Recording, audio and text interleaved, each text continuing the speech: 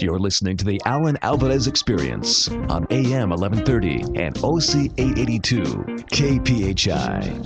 Yes, mga kababayan, maraming salamat sa inyong pakikinig. And thank you for your continued support para sa ating programa at sa lahat ng ating ginagawa dito po sa KPHI Pinoy Power Radio.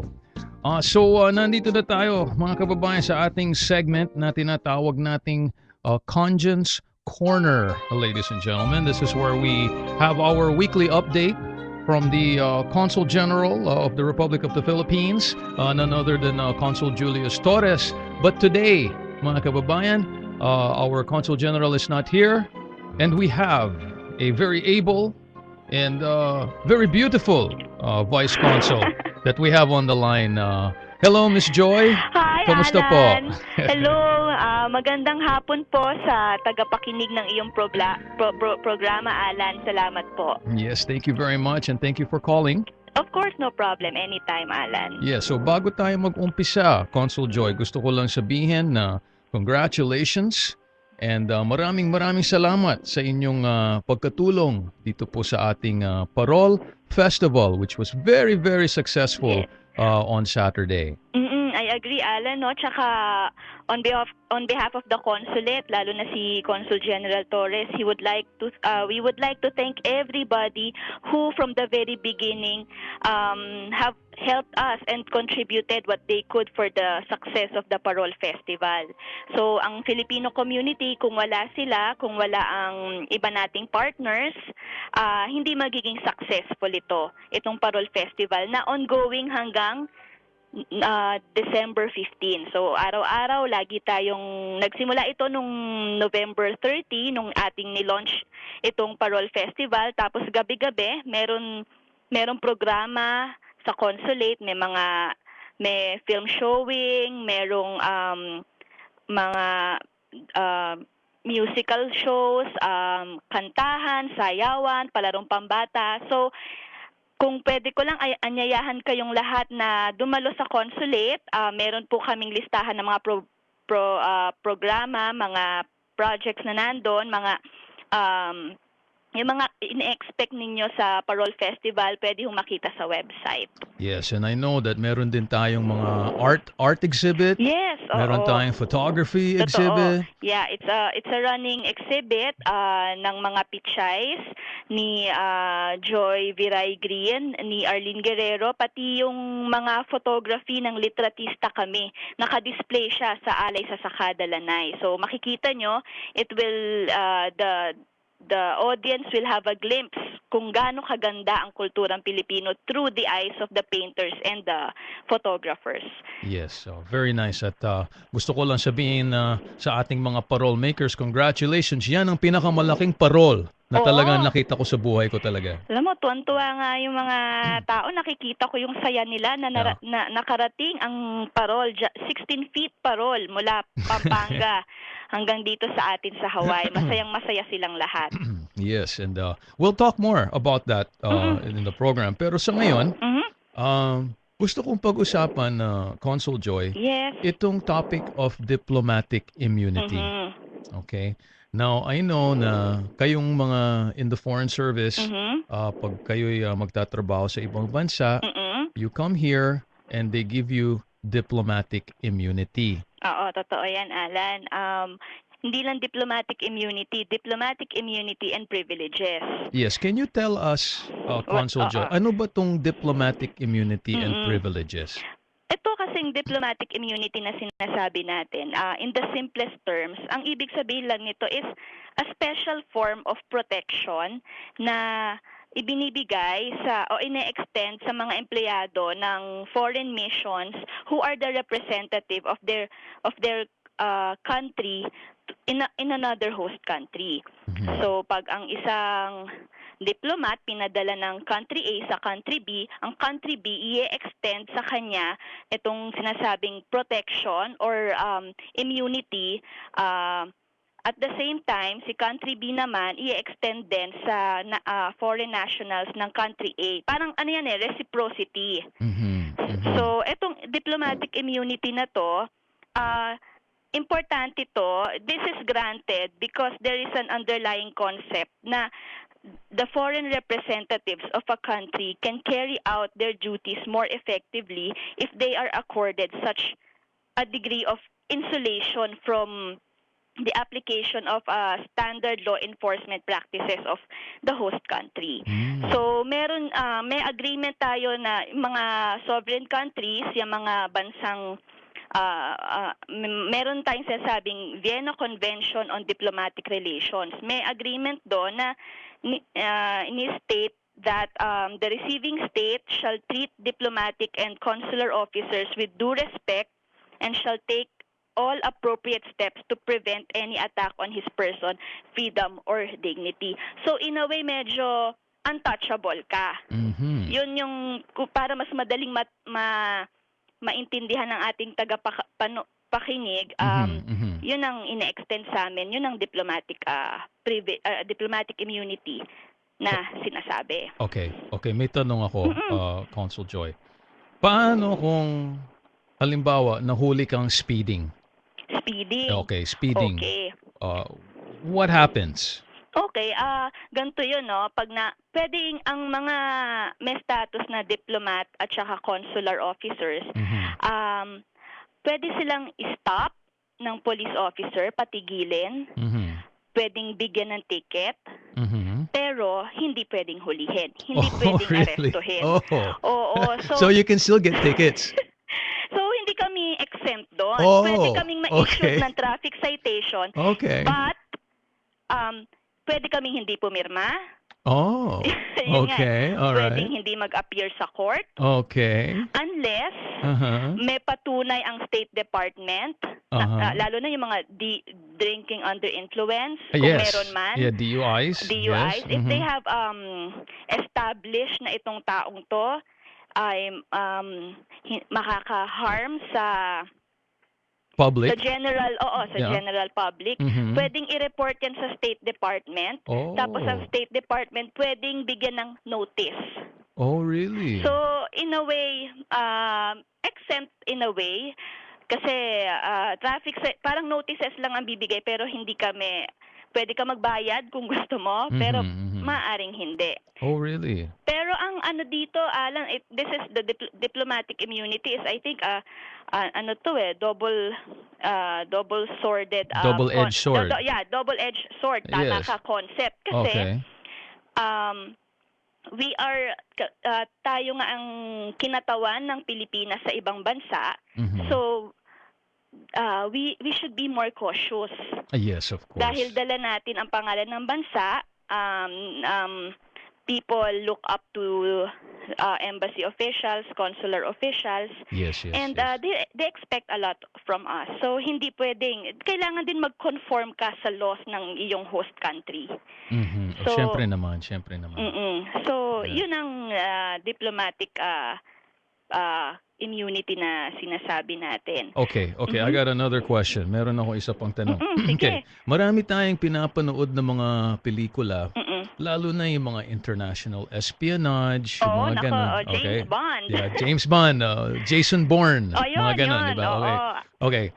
Ngayon, if you go to a country, you're under a diplomatic immunity, tapos let's just say na nakapatay ka ng isang tao or you committed a crime that's really, grave. Yes, and, felony, felony, criminal, kung ano man. It could have been an accident. Okay, could have been.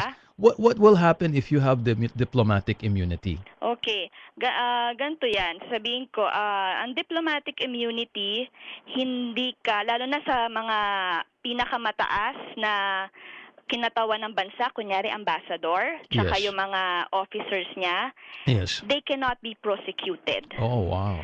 But, may mga but din yan eh. But, the State Department can request, kunyari the Philippines, kunyari isang Pilipinong diplomat ang nagkaroon ng krimen o inaakusahan na gumawa ng krimen. Pwede i-request ng US State Department ang Pilipinas, ang gobyerno ng Pilipinas na i-waive yung immunity ng taong ito. Oh, really? Yes, So matatanggal yun? pwedeng, oo, Oh. pag pumayag ang Pilipinas.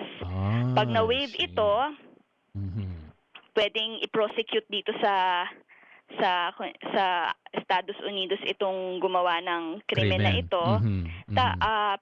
At ire-recall itong taong to. Pwedeng pauwiin, tapos sa Pilipinas maaring i-prosecute din siya. Pero hindi pwedeng makulong, depende kung gaano, kasi haharap sa korte. Ganun din, mag-undergo ng normal procedures pag na-waive ang diplomatic immunity. Mm. Pwede ring mapauwi itong itong diplomat na ito, at i-declare siya na yung tinatawag namin na persona non grata, or Right. undesired alien ng US. So hindi na siya makakabalik dito kahit kailan. Wow. So hindi siya ganun ka-absolute, Mhm. dahil nga sa tinatawag nating waiver of diplomatic immunity.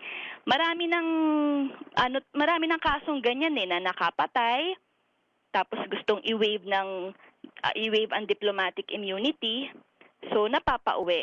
Pero so far, between the Philippines and the US, wala pa naman. Oh, that's good to know, Consul Joy. Kasi ang akala ng ibang tao, this is you're above the law if you have diplomatic immunity.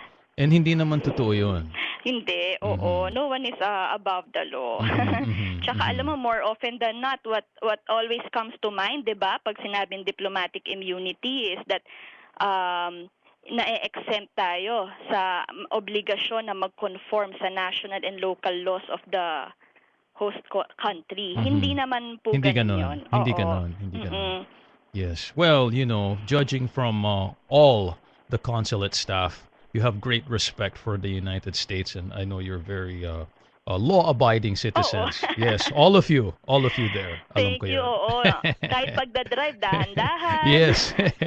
Bawal iwasang matow, huwag basta-basta. Yung ganon, yung simpleng mga pag-conform sa batas na nitong Hawaii tsaka ng Estados Unidos in general. Now, kasali ba ang inyong pamilya dito sa diplomatic immunity, or sa inyo lang sa mga consular staff?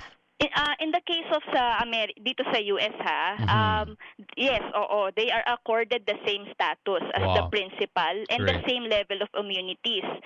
Only if may condition yan Number one, siyempre sila yung immediate family members. Ibig sabihin, legal na asawa, Right. legitimate children. Yes. At pangalawa, dapat hindi sila US citizens, or hindi sila permanent resident ng Amerika. So yun. Oh.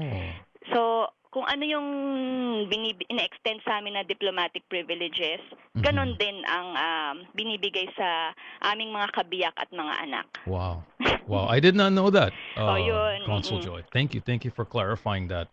And okay, one more question about diplomatic immunity. Yes, Alan. Okay. What happens if the foreign country does not uphold the diplomatic immunity and allows those diplomats, or they don't allow, but something happens where those diplomats are harmed? And I'm referring directly to what happened in Africa about the ambassador, the American ambassador who was killed. Oo nga. What is ano ba ang protocol? Ano ba ang mangyayari kung ganun ang mangyari? Ang mangyayari lang dyan is nabanggit ko kanina yung principle of reciprocity. Ngayon, ang iniiwasan natin kaya sa mga ganyang pagkakataon is ma-complicate yung relations ni country A with country B, yung diplomatic relations nila. Baka magkaroon ng tension. Strained. Yeah, strained relations. That's the exact term. And at the same time, since itong diplomat na ito sabihin nating nasaktan, hindi natin alam, pero baka by virtue of reciprocity mag-cause ng harm doon sa mga diplomats naman sa kabilang country. Parang kung anong ginawa niyo sa amin, gagawin namin sa iyo. Yung ganon. ganon. So, Oh. iniiwasan natin ito. No, we don't want that. Oo, we don't want that to Eye for an happen eye. because yun nga, it may lead to harsher treatment Yes. of the other country's representative. Yes, of biblical proportions in Ayun. some cases. Oo. So far naman ang nangyayari, ang mga civilized states na tayo 'di ba? Yes, Wala yes, of nang course. war ganyan. Na kung ano naman naaayos sa diplomatically, naayos naman. Wala namang nangyayaring ganon. Like kung maikwento ko lang, Alan, no, Yes. nung nandun pa ako sa Pilipinas, Yes. merong Panamanian diplomat na inakusahan na ng gahasan ng isang Pilipina. Yes, I Oo. heard about that, read about that. Na iba-ibang storya, Mhm. pero in-invoke niya ang kanyang pagiging diplomat, ang kanyang diplomatic immunity, so walang nangyari. Mm. So wala namang nag-retaliate kasi mga civilized nations tayo. So siguro lesson learned na lang. Mhm. Mhm. Yun ang maaaring mangyari, strained relations. Yes, yes. Okay, ang hirap pala ng trabaho ng isang upper level diplomat siguro kung ganun Oo, ang mangyayari. lalo na yung nasa yung pinakamataas, yung Yes, yes, the malaki highest. ang expectation sa Yes, kanila. of course, So, of course. Of course. Wow. Thank you very much, Consul Joy, for clarifying the diplomatic You're immunity. welcome. Oo, kasi yan ang isang privilege ng foreign workers that helps them to do their job siguro yes, talaga. oo. Yeah. Yeah. Okay. So, ang susunod na natin pag-usapan, binanggit mo sa akin na napakaganda ng ating overseas absentee ballot registration this year. Yes, oo. Pwedeng ibanggit mo ng kaunti or istorya nyo kung ano nangyari. Sige. Mhm. Ito kasi 'di ba, mula Nobyembre 2011 hanggang October 31, 2011, nagkaroon kami ng registration ng overseas absentee voting. Lahat ng mga konsulada at embahada ng Pilipinas sa iba't ibang parte ng Pilipinas, inanyayahan namin ang mga Pilipino na magparehistro para sa susunod na election sa 2013. Mhm. Ngayon, may natanggap kaming napakagandang balita mula sa aming headquarters Yes. na para sa taong ito, Mhm. para sa 2013, ang mga nagparehistro ay umabot ng 988,384. Konting-konti na lang 1,000,000 na. Wow, congratulations. So it surpassed all the records 2004, 2007, 2010. Yun ang pinakamalaki naming nakuhang number of registrants. In Hawaii alone, nakapagrehistro tayo ng 2,020 Wow. applications compared with last 2010, a little over 1,500 lang. So more or less 25% increase from the last registration. Isa ako dyan. Oh, thank you. Yeah, Thank ako you. dyan. Alam ko, malaki ang naitulong ng mga nag-intensify kasi kami ng campaign. Yes, I know. So lahat know. yan sa mga consular outreaches namin, pinapaliwanag namin yan, hinihimok namin silang bumoto. May tie-up pa kami with COMELEC. Kung nakadalaw ka sa consulate, merong malaking nakapaskil na poster na boto nyo, kinabukasan namin. Tapos That's may right. maliit na bata na maantig ang puso mo na para Yes, sa yes, mga yes. anak mo. Yes, Boboto Consul. ka ng maayos at pag-iisipan mo ang kinabukasan nila. Do you, of course, I commend the Department of Foreign Affairs para sa kanilang pagbigay ng impormasyon tungkol dito sa overseas absentee voting. Pero how much of this could we contribute to the fact that we want to help make a difference in the country? How much of that do you think influence? Kasi I know that you made a campaign to register. Pero karamihan namin or people who are abroad na minamahal din ang Pilipinas, we want to make a difference. Yes. How much do you think is that compared to the actual work of you promoting makes up a majority of that? Kasi ang laki ng in-increase. Oo. Malaking tulong ito kung ang ibig mo ba sabihin kung ano ang magiging contribution ng mga overseas Filipino sa kinabukasan ng Pilipinas considering malayo sila? Yes. Yes. Alam mo, natanong na rin yan dati, pero ang nababanggit is that yung mga, lalo na yung mga overseas Filipinos na may mga kamag-anak Mhm. sa Pilipinas na Mhm. pinapadalhan nila, malaki ang impluensya ng overseas Filipinos Mhm. sa Mhm. kanila. Yes. So, alam mo na, minsan nagpapadala, minsan breadwinner, Mhm. nakikinig. Kahit sabihin na malayo, malayo sa Pilipinas, hindi masyado ng kabisado kung sino yung mga kandidato. Yes. Pero they make a big difference, especially itong 1 million na to Mhm. na registered voters. Mhm. Pag itong lahat ng to ay bumoto, that is already 10% of the whole Filipino population overseas. So malaki na siya. Oh, that can influence a vote, Yes. Consul. Oo, at Yes. kung mapapansin mo, maraming kandidato ang nagre-reach out sa ating mga overseas Filipinos. Mhm. Pagbotohan, Mhm. maraming Mhm. mga programa sila para sa overseas Filipinos na tingin nila makakatulong. Yes, yes. And I think yung mga nakakaalis ng Pilipinas at nakakaano sa ibang bansa, nakikita nila yung anong posibilidad, Oo. kung what's the for a better government, what can change or what can be positive for the Filipino. I think yun Mm-mm. ang iniisip. At least that's me, Oh, of you know. course, and Yeah. siguro marami rin sa atin Yeah, yeah. na ganon. Iniisip kung ano ang patutunguhan at kinabukasan ng mga naiwan natin na mahal sa buhay Mhm. sa Pilipinas. Yes, Consul Joy. Okay, so thank you very much for that and congratulations again sa lahat Thank you ng. din sa tulong ninyo. Yes. Okay, so last thing, anything else before we go? Okay, sige. Ulitin ko na lang ang aming paanyaya para sa mga tagapakinig na dumalaw sa consulate kasi meron po tayong Parol Festival sa Thursday po. Andito po ang Director General ng NEDA, si Secretary Arsenio Balisacan. It's open to the public. He will give a lecture series on the rosy Philippine economy. So maganda makinig tayo dito, malaman natin kung bakit maganda ang Pilipinas at bakit siya healthy in terms of economic development and growth. Sa Sabado, meron tayong voice recital featuring Maria Lauer Voice Studio. Sa Sunday po, December 9, may palarong pambata. So yung mga bata, mga anak mo, Yes, I'll be there. imbitahan mo, mag-e-enjoy sila. 1 to 5 p.m. Sunday yan. Tapos, meron tayong sa December 10, Pasko ng Silangan, featuring Silangan singers.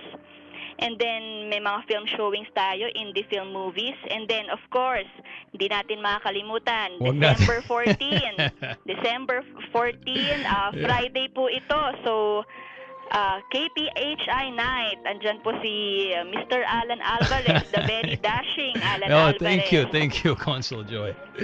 Yes, so that's December 14th. 14, Yes, so oo. that's invite everybody. Alam na nila we're broadcasting it out. Tickets are flying. So it's going to be a good night. And thank you for giving us a venue and Sure, particularly napakaganda na merong isang napakalaking parol na makikita diyan. Oo, So totoo. So yes. pagdating pa lang nila, ang ganda na ng bungad. yeah. Malaking parol, magiging masaya at enjoyable ang gabi ko. Parang gano'n ang dating, ano? It will be. I promise you Yes, that. I promise you that. And you will be there. Oh, invited kami, ha? Yes, of course. Okay, we'll be All right. there, of course. Okay, all right, Consul Joy, excellent program. Thank you so much for calling Okay, in. thank you, Alan. Marami ring salamat. Maraming salamat and we'll talk to you again soon. Okay, yeah, soon. Oo. Maraming salamat Thank at you, mabuhay. Alan. More power. More power. Okay, bye-bye. Bye-bye. Okay, ladies and gentlemen, that is Vice Consul Joylene Santos of the Philippine Consulate General of Honolulu. Maraming salamat, Consul Joy, para sa inyong pagbigay ng balita at impormasyon tungkol sa ating minamahal na Pilipinas. And in place, of course, of Consul General Julius Torres, who will be back next week live, mga kababayan, dito po sa Alan Alvarez Experience. Ako po ay nagpapasalamat at gustong magpaalam sa inyo. And thank you for listening again. I want to thank my guest, Uncle Ish, who came in to talk to us about Pearl Harbor. And for those of you who will be at the Arizona Memorial on the 7th, mabuhay po kayong lahat. And God bless all the survivors and those who went through this turning point in history which happened right here in our backyard here in Hawaii. So maraming salamat. Maraming salamat din kay Attorney Roda Yabes Alvarez. Tumawag siya galing sa Pilipinas.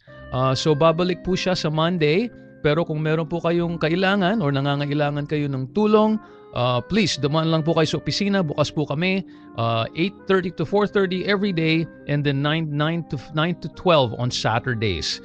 So nandiyan po kami sa 905 Umi Street, Suite 204 sa likod po ng Jack in the Box. Ako po si Alan Alvarez, nagpapaalam at gustong sabihin, mabuhay ang Pilipino sa Hawaii.